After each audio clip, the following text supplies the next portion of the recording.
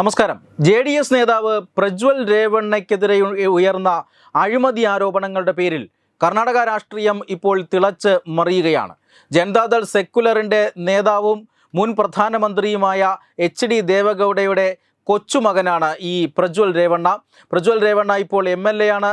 ലോക്സഭാ സീറ്റിലെ ഹസൻ ലോക്സഭാ മണ്ഡലത്തിൽ നിന്നുള്ള സ്ഥാനാർത്ഥിയുമാണ്. അതുകൊണ്ട് തന്നെയാണ് ഇപ്പോൾ ഇയാൾക്കെതിരെയുള്ള ആരോപണങ്ങൾക്ക് വലിയ രാഷ്ട്രീയ പ്രാധാന്യം കൈവന്നിരിക്കുന്നത്.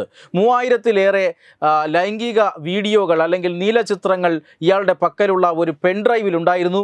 ആ പെൻഡ്രൈവിൽ നിന്നും മൊബൈൽ ഫോണിൽ നിന്നും വിവരങ്ങൾ എങ്ങനെയോ ചോർത്തപ്പെട്ടു. അത് പുറത്തായതോടുകൂടിയാണ് പ്രജ്വൽ രേവണ്ണയ്ക്കെതിരെയുള്ള ആരോപണങ്ങൾ ഇപ്പോൾ പുറത്തു വന്നിരിക്കുന്നത്.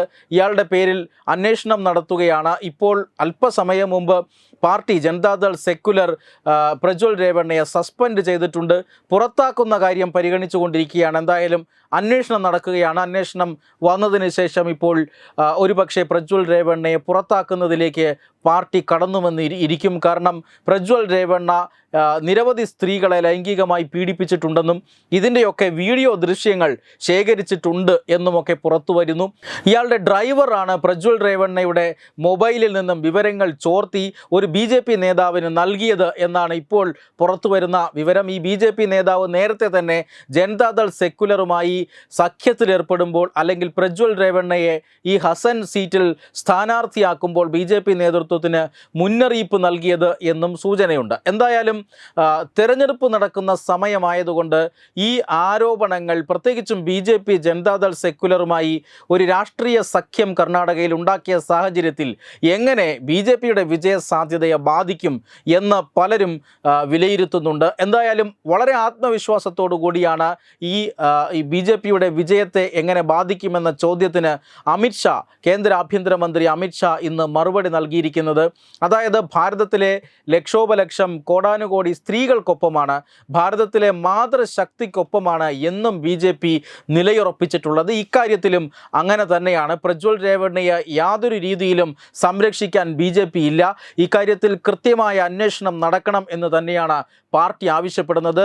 സംസ്ഥാനം ഭരിക്കുന്നത് കോൺഗ്രസ് ആണ്. എന്തുകൊണ്ട് പ്രജ്വൽ രേവണ്ണയ്ക്കെതിരെ ഇതുവരെ നടപടിയൊന്നും ഉണ്ടായില്ല എന്ന ചോദ്യമാണ് ഇപ്പോൾ അമിത്ഷാ ഉയർത്തുന്നത്. പ്രത്യേകിച്ചും ഒരു സംസ്ഥാനത്തിൻ്റെ ക്രമസമാധാനവുമായി ബന്ധപ്പെട്ട വിഷയങ്ങൾ സംസ്ഥാന സർക്കാരിൻ്റെ ഉത്തരവാദിത്വമാണ്. അതുകൊണ്ട് തന്നെ BJP കേന്ദ്ര നേതൃത്വം വിഷയത്തിൽ കൃത്യമായ അന്വേഷണം ആവശ്യപ്പെടുന്നുണ്ട്. അതുകൂടാതെ സഖ്യകക്ഷിയായ ജനതാദൾ സെക്കുലർ നടപടിയെടുക്കുമെന്നും കോർ കമ്മിറ്റി ഇന്ന് ചേരുന്നുണ്ട് എന്നും രാവിലെ തന്നെ അമിത്ഷാ പറഞ്ഞിരുന്നു. അതിനുശേഷം മണിക്കൂറുകൾക്ക് ശേഷം പ്രജ്വൽ രേവണ്ണയെ ജനതാദൾ സെക്കുലർ സസ്പെൻഡ് ചെയ്യുകയും ഉണ്ടായി.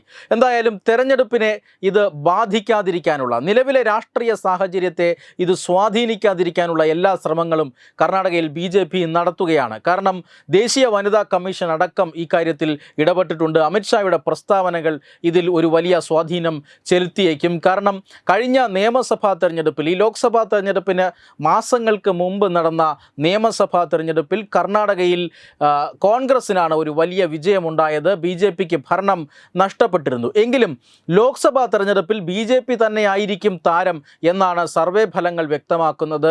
28 സീറ്റുകളിൽ 25 സീറ്റുകളിലും BJP മുന്നേറ്റം എന്നാണ് സർവേകൾ പ്രവചിച്ചിരിക്കുന്നത്. ഈ രാഷ്ട്രീയ സാഹചര്യത്തിന് മാറ്റം വരാതെ നോക്കാനാണ്, പ്രജ്വൽ രേവണ്ണയുമായി ബന്ധപ്പെട്ട വിവാദങ്ങൾ മാറ്റം വരുത്താതെ നോക്കാനാണ് ഇപ്പോൾ BJP ശ്രമിക്കുന്നത്. സംസ്ഥാനത്ത് 2 ഘട്ടങ്ങളായിട്ടാണ് തെരഞ്ഞെടുപ്പ് നടക്കുക. ആദ്യഘട്ട വോട്ടെടുപ്പ് ഈ കഴിഞ്ഞ ഏപ്രിൽ 26-ന് നടന്നിരുന്നു. അതിന് ശേഷമാണ്, അല്ലെങ്കിൽ ആ തെരഞ്ഞെടുപ്പിന് തൊട്ടു പിന്നാലെയാണ് വിവാദങ്ങൾ ഉണ്ടാകുന്നത്.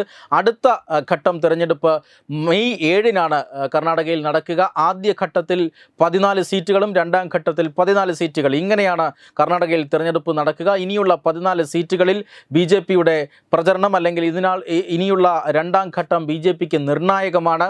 എന്തായാലും നിലവിലുള്ള രാഷ്ട്രീയ സാഹചര്യങ്ങളെ സ്വാധീനിക്കാതെ, ഈ പ്രജ്വൽ രേവണ്ണയുമായി ബന്ധപ്പെട്ട വിഷയങ്ങൾ സ്വാധീനിക്കാതെ പ്രചരണവുമായി മുന്നോട്ട് കൊണ്ടുപോവുക എന്നതാണ് ഇപ്പോൾ കർണാടകയിൽ BJP സ്വീകരിച്ചിരിക്കുന്ന തന്ത്രം. വെബ് ഡെസ്ക് തത്തുമൈ ന്യൂസ്.